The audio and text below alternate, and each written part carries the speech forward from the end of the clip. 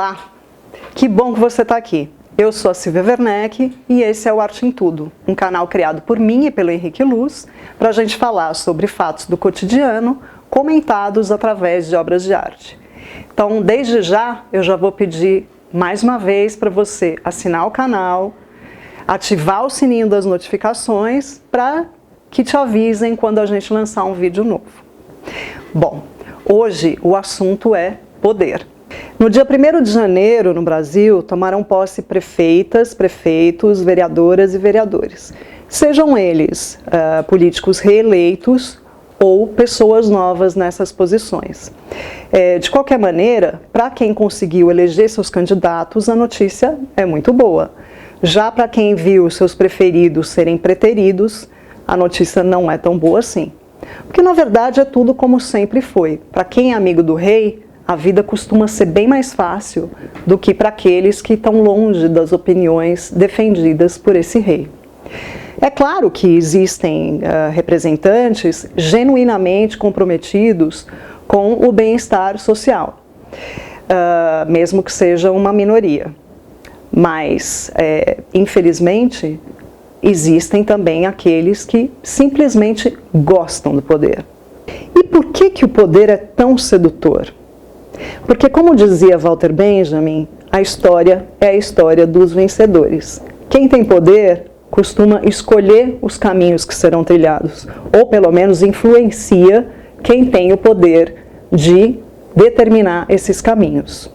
Quem tem o poder é quem decide que rumo as coisas vão tomar, como que vai ser conduzida uma família, uma cidade ou até mesmo um país.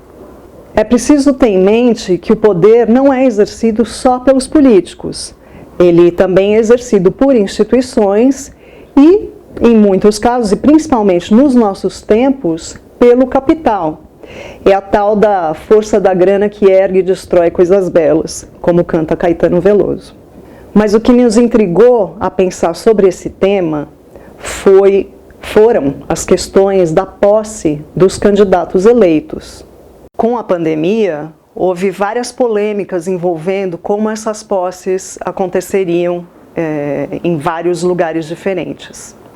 A questão da demonstração do poder, ela é crucial para o exercício do poder. Então, houve gente que defendeu a ideia de que teria que haver uma cerimônia, senão a posse não era uma posse legítima, que seria preciso assinar o livro.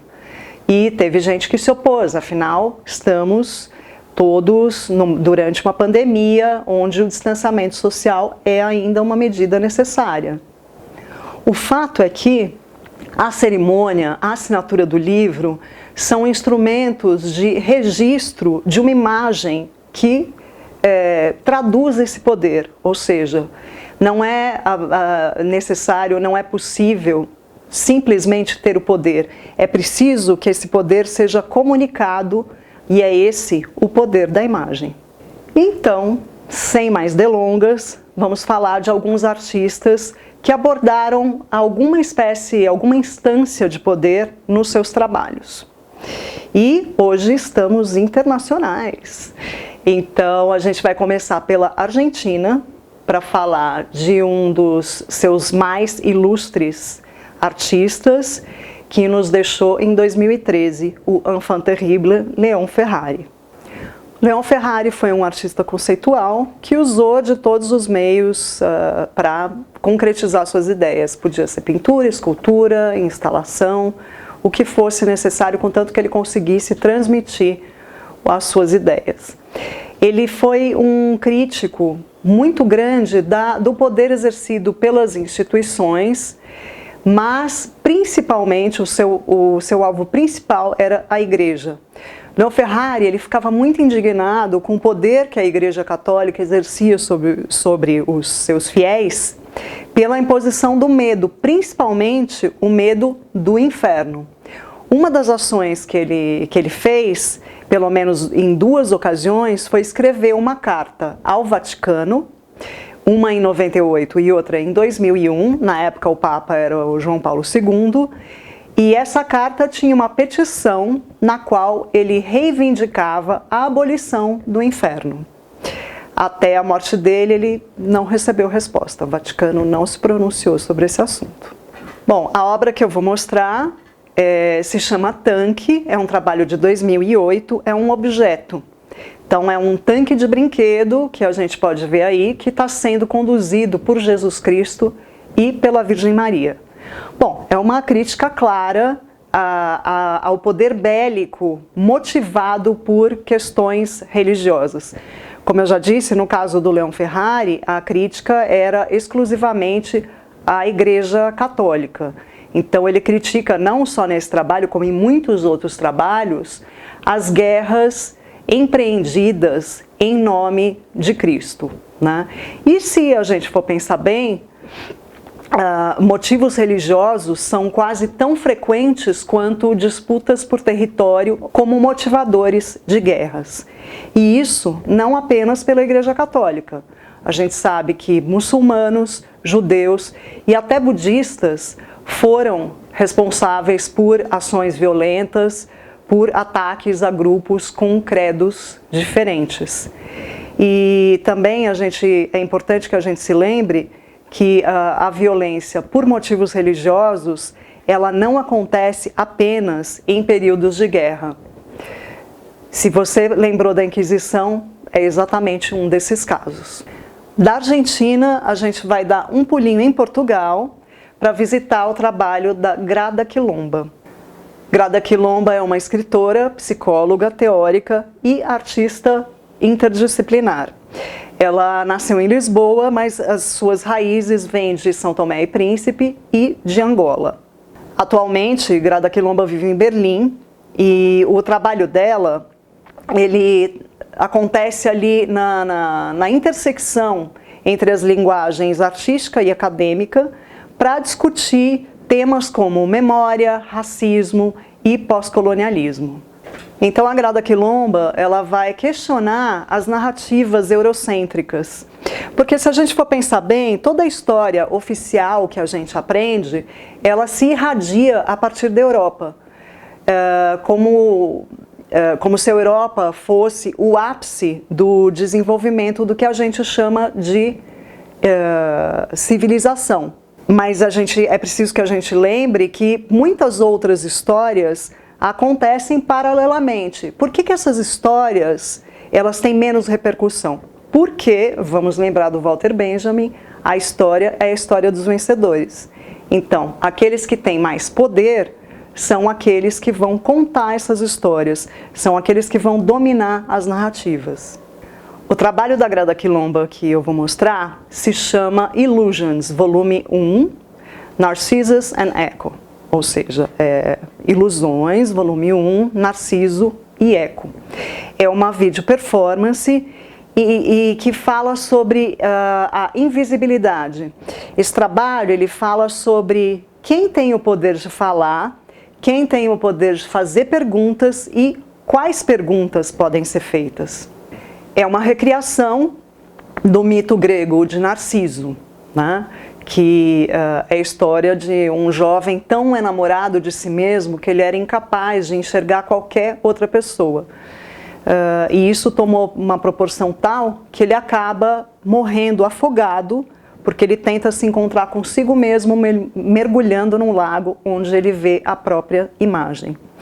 Então, aqui nessa video performance é feita uma analogia com a sociedade contemporânea, que é tão cega aos outros e tão enamorada de si mesma que recusa a ver os próprios problemas, as próprias ações, como, por exemplo, as consequências do colonialismo. Então, enquanto o Narciso mergulha em si mesmo, Eco só consegue repetir o que diz Narciso.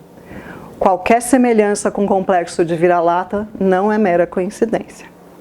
Então, essa performance, ela apresenta a Grada Quilomba numa tela, lendo um texto sobre Narciso e Eco, enquanto numa outra tela maior aparecem 3 artistas alemães afrodescendentes fazendo uma mímica ao som, primeiro da voz da narradora, depois ao som de bateria e por último ao som da canção I Put a Spell on You, da Nina Simone. I Put a Spell on You, traduzido, seria Eu lancei um feitiço sobre você. E isso é uma provocação sobre o feitiço ao qual Narciso e a sociedade contemporânea estão expostos. Esse feitiço que faz com que a gente se recuse a ver aquilo que não nos interessa. É importante lembrar que a Nina Simone foi uma compositora e cantora muito aguerrida na luta do movimento negro. Então essa inserção de uma canção de autoria dela é perfeitamente alinhada com esse trabalho da Grada Quilomba. E voltando à terra Brasílis, a gente vai falar de um jovem artista, Evandro Prado. Ele é do Mato Grosso do Sul, mas ele mora em São Paulo há vários anos. O trabalho de Evandro Prado, ele se alimenta de fatos sociais e políticos. Essa já é o disparador das criações dele há muito tempo. Então, por exemplo, ele sempre questiona figuras de poder. Ele já fez uma réplica do monumento ao Duque de Caxias como uma estrutura bidimensional apoiada numa estrutura bem frágil de tijolos. Ele também já fez uma reprodução de uma das colunas do Alvorada, do Palácio do Alvorada em Brasília, em pau a pique, e já fez até um mapa-mundi todo com latinhas de Coca-Cola. As criações do Evandro Prado sempre promovem uma desconstrução da imagem que a gente tem a respeito das figuras de poder, a respeito dos heróis, aquelas pessoas que são reverenciadas e registradas pela história.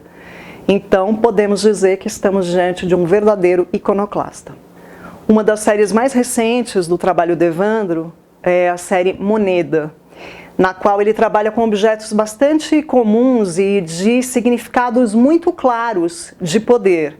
Então, se trata de chapas de madeira, sobre as quais o artista coloca cédulas e medalhas que são perpassadas por pregos dourados. Ou seja, são figuras consagradas pela história que estão ali numa posição de poder. A gente vê a homenagem que essas pessoas tiveram sendo colocadas em cédulas, as medalhas que significam essas honrarias, mas ao mesmo tempo isso tudo é perpassado por um prego, né? Ou seja, uma ação que é um pouco violenta. As figuras representadas nessas cédulas são figuras que tradicionalmente estavam em posições de poder e de, portanto, na condução de épocas violentas, ou pessoas que simplesmente estavam no poder, não diretamente relacionadas a esses períodos violentos, mas que estavam em posições de poder. Então, por exemplo, essas cédulas trazem imagens do Duque de Caxias, de Dom Pedro, da Princesa Isabel, de vários outros, né? As madeiras, essas chapas de madeiras que servem como base dessas composições, elas têm o tamanho A4, que é o tamanho dos documentos oficiais. E a cor, o tom dessas madeiras também é propositadamente um tom bastante comum em escritórios, em repartições, ou seja, em instituições sociais, em organizações ligadas à burocracia, ao controle e ao poder, né? Então, nessa operação de cravar um prego dourado, e o dourado ele remete a ouro, ao poder, à realeza, tem essa carga simbólica de comunicação de poder, mas ao mesmo tempo esse mesmo prego ele é o que vai estar, de certa maneira, devolvendo a essas figuras de poder a violência que foi perpetrada em relação a outros. Pois é, o poder ele sempre está ligado a alguma forma de violência, tradicionalmente na maneira como a gente vem construindo as nossas sociedades. Mas será que a gente consegue viver de maneira diferente? Será que a gente consegue evoluir e construir sociedades que sejam mais cooperativas e menos violentas? Eu prefiro pensar que sim, mas eu acho que é preciso, como dizia Walter Benjamin, escovar a história a contrapelo. Bom, e esse foi o segundo episódio do Arte em Tudo.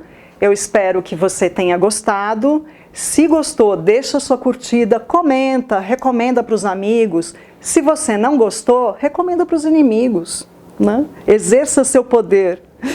Enfim, eu espero te encontrar novamente aqui na semana que vem para a gente falar sobre arte, sobre coisas do mundo. Porque, afinal de contas, tudo para nós é sempre um pretexto para falar sobre arte.